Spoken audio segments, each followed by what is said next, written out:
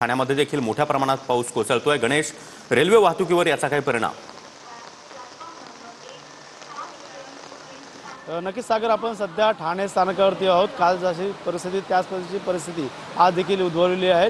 15 ते 20 मिनिटं जे आहे रेल्वे गाड्याच्या उशिरा धावतात, अप अँड डाऊन पाहू शकतो आपण। रेल्वे ट्रॅक जो आहे तो जो रेल्वे ट्रॅकवरती काही प्रमाणात आता पाणी साचायला सुरुवात झालेली आहे आणि या ट्रॅकवरचं पाणी काढण्याचं काम देखील, निचरा करण्याचं काम देखील या ठिकाणी रेल्वेकडनं केलं जात आहे। सक्षम पंप बसवण्यात आलेले आहे, त्यामुळे काल देखील मोठ्या प्रमाणात पावसाचा फटका हा ठाण्याला बसला होता। मोठ्या प्रमाणात पाणी सकल भागात पाणी साचलं होतं आणि त्याचाच आता भाग पाहायला गेलं तर रेल्वे ट्रॅकवरती रुळावरती आता पाणी साचायला सुरुवात झालेली आहे आणि सक्षम पंप जे आहे ते सक्षम पंप देखील या ठिकाणी बसवण्यात आले आहे। सक्षम पंपच्या मार्फत जे ते पाणी काढण्याचं काम रेल्वे प्रशासनाकडून केलं जात आहे। मात्र पावसाचा जोर जो आहे तो वाढतच चाललेला आहे। काल रात्रीपासून, मध्यरात्रीपासून काल दिवसभर हा पाऊस पडत आहे, त्यामुळे पावसाचा फटका रेल्वे परिसरात देखील झालेला आहे। त्यामुळे चाकरमान्यांना कामावरती जाण्याची जी वेळ असते त्या वेळेचा देखील खोळंबा झालेला आहे। काल देखील दुपारपर्यंत सुट्टी जाहीर करण्यात आली, मात्र आज देखील आज मुसळधार आणि अतिमुसळधार